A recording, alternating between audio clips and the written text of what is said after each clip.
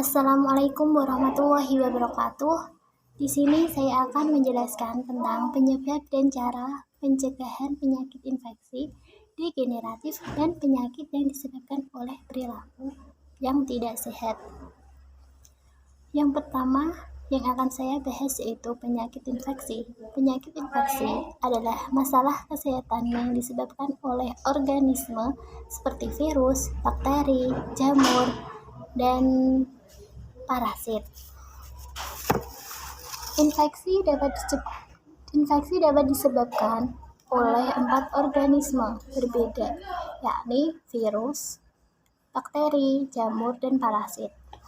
Virus itu organisme yang menyerang sel dalam tubuh. Salah satu contoh jenis virus yang menyebabkan penyakit HIV atau AIDS. Bakteri itu organisme yang dapat melepaskan racun penyebab penyakit seperti E. coli, yaitu jenis bakteri yang disebabkan oleh infeksi pada saluran kemih. Jamur Dermatophytes itu adalah salah satu jenis jamur yang menjadi penyebab kutu air, dan jamur ini termasuk bisa berkembang biak dengan cepat di lingkungan yang bersuhu hangat dan lembab. Parasit Plasmodium itu adalah jenis parasit yang bergantung hidup di nyamuk dan menjadikan penyebab malaria. Penyebaran organisme penyebab infeksi dapat terjadi dengan berbagai cara, baik secara kontak langsung, melalui hewan atau benda yang terkontaminasi infeksi. Jika mengalami gejala tersebut, lebih baik untuk segera berkonsultasi dengan dokter. Pencegahan infeksi itu dengan cara yang pertama, melakukan pemeriksaan secara rutin, menghindari kontak dengan hewan liar, melakukan vaksinasi sesuai jadwal, menerapkan kehidupan seks yang sehat, menjaga kebersihan lingkungan ataupun yang lainnya. Tidak berbagai pakai barang pribadi seperti sikat gigi, handuk, ataupun sepatu. Tidak jajan sembarangan. Yang kedua yaitu penyakit degeneratif. Penyakit degeneratif adalah kondisi kesehatan di mana organ atau jaringan terkait keadaannya yang terus menurun seiringnya berjalannya waktu. Penyakit ini terjadi karena adanya perubahan sel-sel tubuh yang akhirnya mempengaruhi fungsi organ secara menyeluruh. Penyebab penyakit degeneratif ini sangat bervariasi, bergantung dengan jenisnya, tetapi usia tetap menjadi faktor resiko yang turut menyumbang berkembangnya penyakit tersebut. Cara pencegahannya seperti mengatur pola makan dan pola hidup. Seperti kita mengkonsumsi makanan yang sehat dengan seperti buah-buahan dan sayuran yang membuat tubuh mendapatkan serat dan bisa menurunkan kadar kolesterol yang baik pada tubuh kita. Kita bisa juga rajin berolahraga dan tidak merokok agar tubuh kita terjaga kesehatannya. Yang ketiga yaitu penyakit yang disebabkan oleh perilaku yang tidak sehat, seperti stres berlebihan, minum minuman keras, alkohol ataupun yang lainnya, kurang bergerak, makan makanan yang berlemak, merokok, menghirup udara polusi, terlalu sering kena sinar matahari, kurang tidur, dan kelebihan berat badan ataupun dengan yang lainnya.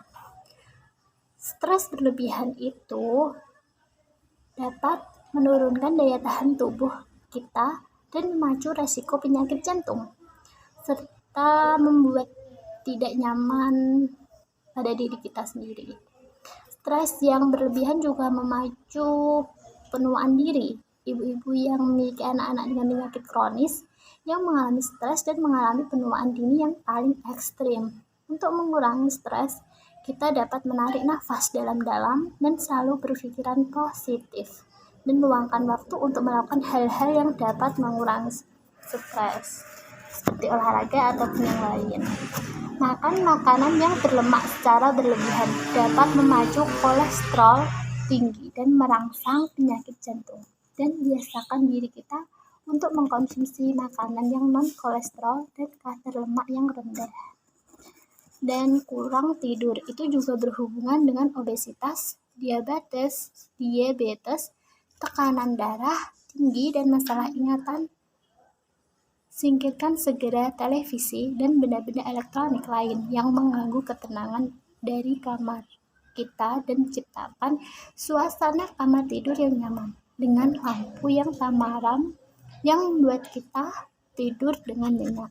Sekian dari saya. Terima kasih. Assalamualaikum warahmatullahi wabarakatuh. Di sini saya akan menjelaskan tentang pertolongan pertama pada gawat darurat yang biasanya disebut dengan PPGD, yaitu suatu rangkaian usaha yang dapat dilakukan untuk menyelamatkan pasien. Cara melakukan PPGD, ada pasien yang tidak sadarkan diri. Dan yang kedua, pastikan tempat pertolongan aman untuk pasien dan penolong. Beritahukan pada lingkungan kalau saya akan menolong si korban. Dan yang keempat adalah cek kesadaran pada si korban. Cara mengecek kesadaran korban dengan AVPU.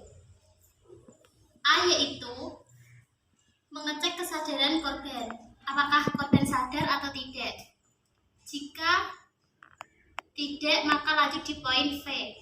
V yaitu verbal. Cobalah panggil korban dengan berbicara keras di telinga korban.